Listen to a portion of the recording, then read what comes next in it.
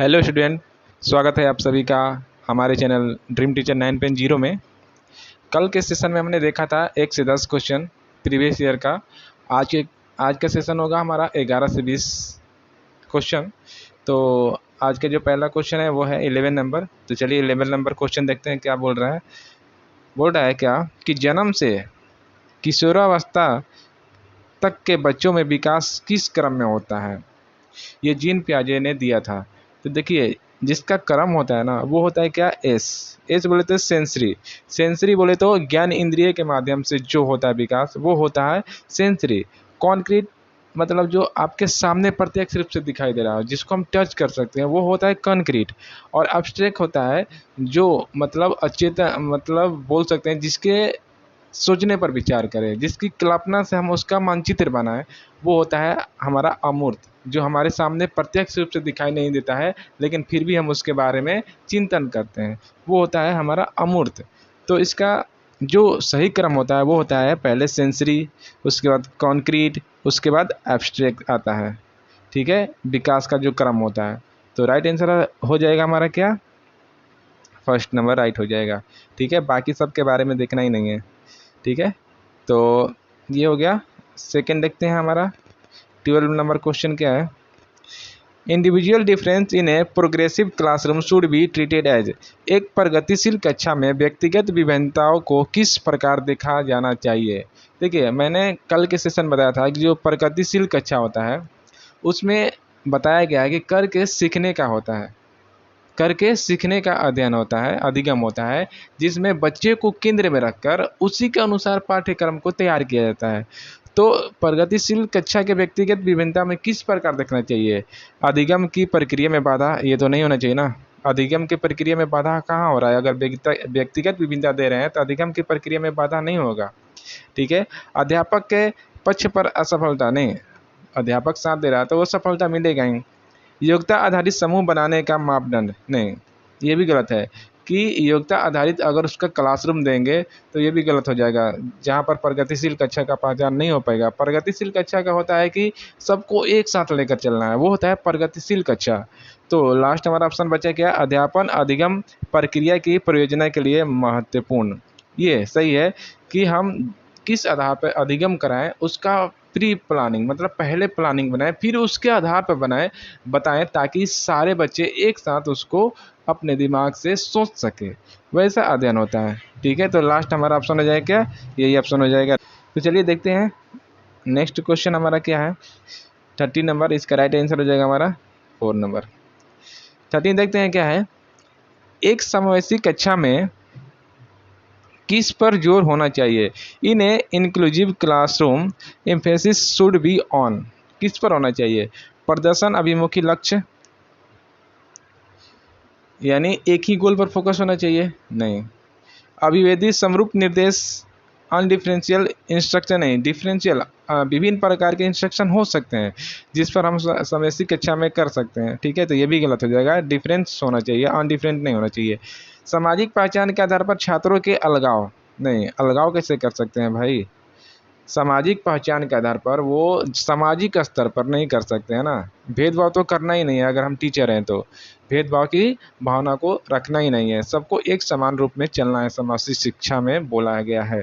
तो last option क्या है हमारा, हर बच्चे के सामर्थ्य को अधिकतम करने के लिए अवसर प्रदान करना, यानी अपॉर्चुनिटी देना ताकि वो अपना पोटेंशियल क्या हो सके, आगे ला सके। तो इसीलिए हमें क्या देना पड़ेगा, अपॉर्चुनिटी देना पड़ेगा कि हर क्षेत्र में लड़का सेम नहीं होता है, कोई क्षेत्र में अच्छा है तो कुछ क्षेत्र में, जिस क्षेत्र में अच्छा है उस पर हम जोड़ देंगे ताकि वो और बेटर कर सके। तो हमारा ऑप्शन हो जाएगा क्या, 4 नंबर हो जाएगा राइट आंसर, 4th हो जाएगा राइट आंसर। चलिए देखते हैं नेक्स्ट क्वेश्चन।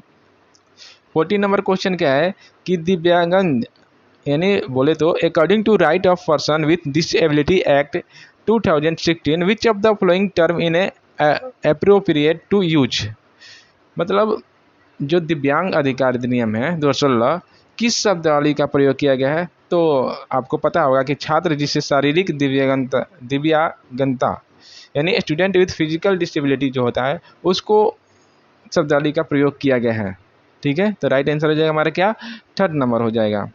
यानी कहने का मतलब कि फिजिकल डिसेबिलिटी मतलब जो पूर्ण रूप से जरूरी नहीं है कि वो फिजिकल डिसेबिलिटी उसके अंदर पूरा का पूरा हो, कुछ परसेंट हो सकता है जिसको हम फिजिकल डिसेबिलिटी बोल देंगे।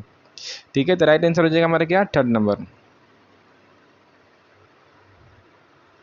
15 क्या है कि अधिगम कठिनाइयों से जूझते छात्रों की ज़रूरतों को संबोधित करने के लिए एक अध्यापक को क्या नहीं करना चाहिए। In order to address the needs of a student who are facing learning difficulty a teacher should not, क्या नहीं कर सकता है शिक्षक। देखिए, दृश्य सर्वे सामग्री का तो इस्तेमाल कर सकता है। अगर कहीं बच्चा फंसा हुआ है तो उसको हम दृश्य यानी दिखाकर उसको हम समझा सकते हैं। तो ये तो हमारा गलत हो गया, नहीं बोला है, नहीं, इसीलिए इसको देखना है। संरचनात्मक शिक्षा शास्त्रीय उपगमों का इस्तेमाल करके, देखिए संरचनात्मक होता है जो, आगे और ऑप्शन देख लेते हैं। व्यक्तिगत शैक्षिक योजना बनाना, शिक्षा शास्त्र और आकलन की जटिल संरचनाओं का प्रयोग। देखिए दृश्य श्रव जो है ना, इसका तो इस्तेमाल कर सकता है, लेकिन यहाँ पर नहीं बुलाता, इसलिए गलत हो जाएगा ना, क्योंकि तो करता है, नहीं बोला है। तो संरचनात्मक शिक्षा शास्त्रीय उपगमों का इस्तेमाल कर सकता है, ये भी सही है, लेकिन क्वेश्चन के अकॉर्डिंग गलत हो जाएगा। व्यक्तिगत शैक्षिक योजना बनाना, ये भी सही है, क्योंकि हम इंडिविजुअल बना सकते हैं। ठीक है, मतलब सबके स्तर के अनुसार हम प्लानिंग कर सकते हैं कि अधिगम को किस प्रकार देना है, व्यक्तिगत के आधार पर दे सकते हैं। ठीक है, बट ये जो है ना शिक्षा शास्त्र और आकलन के जटिल संरचनाओं का प्रयोग, ये गलत हो जाएगा, क्योंकि हमें देखिए यहाँ रिजिड है ना, रिजिड स्ट्रक्चर नहीं करना है, बल्कि फ्लैक्सिबल यानी बोले तो लचीलापन लाना है पाठ्यक्रम में, ताकि हर बच्चे आसानी से उसे समझ सके, सीख सके, वो होता है हमारा। तो राइट आंसर हो जाएगा क्या, फोर्थ नंबर। नहीं बोला है, इस वजह से हम बोलेंगे कि ये राइट आंसर हो जाएगा। बाकी अगर नहीं बोलता, नहीं की जगह पर बोलता कि क्या करना चाहिए, तो ये सारे काम करना चाहिए शिक्षक को, कि भाई दृश्य सामग्री दिखाओ उसको, संरचनात्मक शिक्षा शास्त्री का उपगमों का इस्तेमाल करो, व्यक्तिगत शिक्षक योजना बनाओ, ताकि सबको आसानी हो सके पढ़ने में। तो राइट आंसर हमारा क्या हो जाएगा, फोर्थ नंबर हो जाएगा। चलिए नेक्स्ट क्वेश्चन देखते हैं। 16 है, सृजनात्मक की पहचान का प्रमुख लक्षण क्या है। What is the primary identifying feature of creativity. Creativity, देखिए क्रिएटिविटी होता है सृजनात्मकता।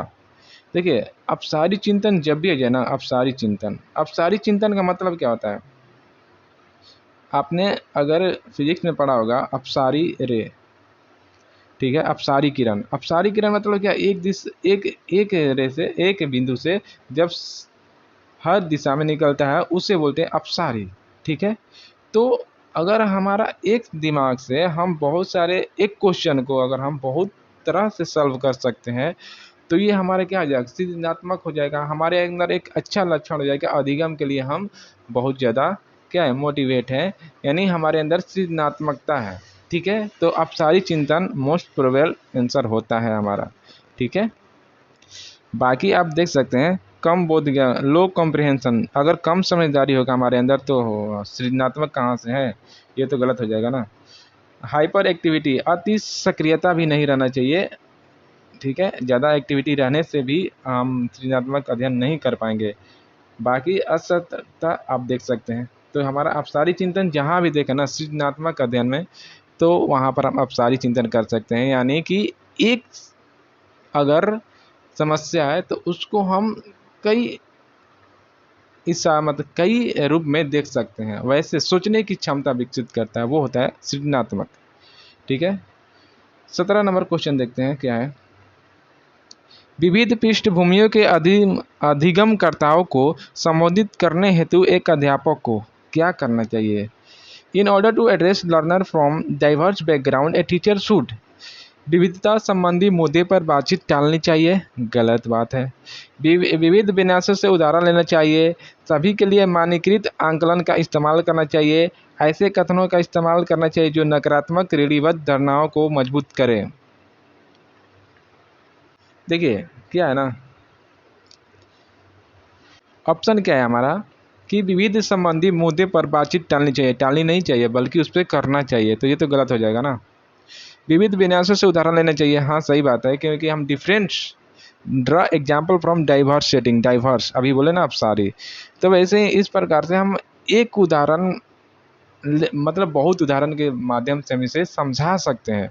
वो अच्छी पृष्ठभूमि होता है अधिगमकर्ता के लिए। सभी के लिए मानकीकृत आंकलन का इस्तेमाल करना, स्टैंडर्ड एनालिसिस सबको समझ में नहीं आता है, तो इसलिए हम स्टैंडर्ड नहीं ले सकते हैं। अपना जो होता है ना, अपनी भाषा में किसी को समझाना आसान भाषा में, ताकि हर तरह से एग्जाम्पल देकर ताकि सबको समझ में आ जाए, वो होता है विविध विन्यास। ठीक है। बाकी ऐसे कथनों का इस्तेमाल करना चाहिए जो नकारात्मक रूढ़िबद्ध धारणाओं को मजबूत करे। नहीं, नकारात्मक आ गया, नेगेटिव आ गया, तो इसको हमें लेना ही नहीं, हमें पॉजिटिव वे में चलना है। ठीक है, तो राइट आंसर क्या जाएगा हमारा? सेकेंड नंबर हो जाएगा। तो चलिए चलते हैं नेक्स्ट क्वेश्चन की तरफ। 18 नंबर क्वेश्चन क्या बोल रहा है? समस्या समाधान क्षमताओं को किस प्रकार सुसाध्य किया जा सकता है? Problem solving ability can be facilitated bye. देखिए इसमें क्या है ना, लगातार अभ्यास और कार्यान्वयन पर जोर देकर। नहीं, focusing on drill and practice. नहीं, इस पर नहीं कर सकते हैं कि भाई एक ही चीज़ पर फोकस रहो। नहीं, ड्रिल एंड प्रैक्टिस से नहीं हो पाएगा समस्या समाधान। Encouraging fix process of solving problem. Fix जहाँ पर भी आ जाए तो उसको हमें गलत कर देना है, क्योंकि फिक्स नहीं होगा। ठीक है, अटल नहीं करना है भाई साहब। इनकरेजिंग यूज ऑफ एनालॉग्स, ये सही हो सकता है कि हमें बढ़ावा देना है। बढ़ावा किस रूप में? एनालॉग्स के रूप में। सोचने पर मजबूर, मतलब सोचने की बहुत सारी ढंगे क्या करना, इनकरेज करना, इस्तेमाल करना। ठीक है, तो जब भी अगर बढ़ावा किसी चीज़ का दे रहा है ना, अगर पॉजिटिव वे में, तो वो हमारा राइट आंसर हो जाता है। ठीक है, विद्यार्थियों के अंदर डर भावना पैदा करना, ये तो निगेटिव वर्ड आ गया ना। देखिए बाकी सब ऑप्शन जो है ना, फर्स्ट ऑप्शन हो गया, तो ये भी गलत हो गया।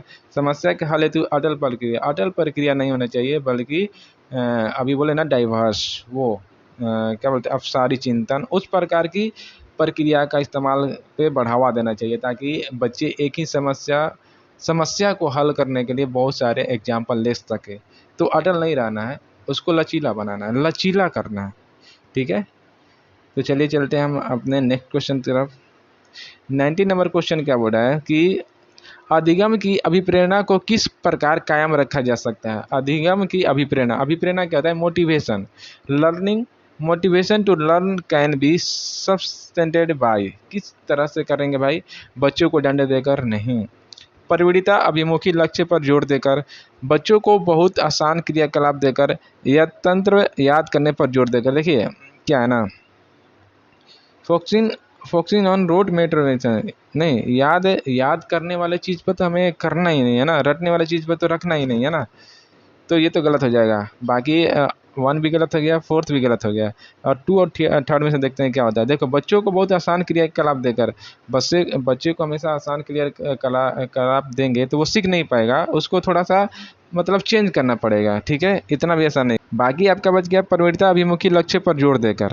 देखिए, focusing on mastery oriented goals, यानी वैसे जो आपका गोल है उसको दिखाकर अगर हम अधिगम कराते हैं तो वो ज़्यादा अभिप्रेरित होगा। ठीक है ना, कोई चीज़ का हमारा लक्ष्य है भाई, हमको जॉब लेना है, तो उसके लिए चाहे हमें समाज में कुछ अच्छा काम करना है, एक अंदर पॉजिटिव मोटिवेशन रहेगा, तो हम अधिगम को बहुत अच्छे ढंग से अपने अंदर ग्रहित कर सकते हैं। तो वो होता है हमारा प्रवृत्ति अभिमुखी लक्ष्य। ठीक है, तो ये राइट आंसर हो जाएगा 19 नंबर। बाकी 20 देखते हैं। शर्मिंदगी क्या है? देखिए सेम जो हो गया ना, ये निगेटिव वर्ड हो गया, तो जो संज्ञान को संबंधित नहीं है, का संज्ञान पर नकारात्मक प्रभाव पड़ सकता है। संज्ञान से संबंधित है, ये संज्ञान से संबंधित है। अगर हमारे अंदर सेम रहेगा तो हम कुछ सीख नहीं पाएंगे। मतलब क्या कि हम कुछ पूछ नहीं पाएंगे आगे, मतलब टीचर से पूछ नहीं पाएंगे या सीख नहीं पाएंगे, ये होता है शर्मिंदगी। तो संज्ञान से संबंधित है ही। बाकी देखते हैं सेकंड है क्या, का संज्ञान पर नकारात्मक प्रभाव पड़ सकता है। सही बात है, अगर हमारे अंदर सेम है ना, तो उसके वजह से हमें नकारात्मक प्रभाव पड़ सकता है। सही मतलब क्या, किसी चीज़ को बेइज्जती करना। ठीक है, अध्यापन में कि वो बहुत पढ़ने में तेज नहीं है, जो पढ़ने में इंटेलिजेंट नहीं है उसकी शिकायत करना, उसको नीचे गिराना, वो होता है सेम। तो उस पर हमारे संज्ञान में नकारात्मक प्रभाव पड़ सकता है। ठीक है, तो ये राइट आंसर हो जाएगा हमारा। ठीक है, बाकी देख लेते हैं। बच्चों को अधिगम हेतु अभिप्रेरित करने के लिए बहुत प्रभावशाली होना, तो ये सेम में तो ऐसा वर्ड नहीं आता, ये तो पॉजिटिव वे हो गया ना, निगेटिव सेम है। कि भाव को अध्यापन अधिगम प्रक्रिया में बराबर पैदा करना, अगर बराबर पैदा करता तो सेम नहीं होता ना। तो राइट आंसर आ जाएगा हमारा क्या, सेकेंड नंबर। तो हमने आज 20 क्वेश्चन कंप्लीट कर लिया जो प्रीवियस ईयर का था 2021 में पूछा गया क्वेश्चन है सारे। तो अगर वीडियो अच्छा लगा हो तो प्लीज़ वीडियो को लाइक शेयर एंड चैनल को सब्सक्राइब कर लीजिएगा अगर चैनल पर नए हो तो। वीडियो कैसा लगा आप कमेंट में ज़रूर बताना।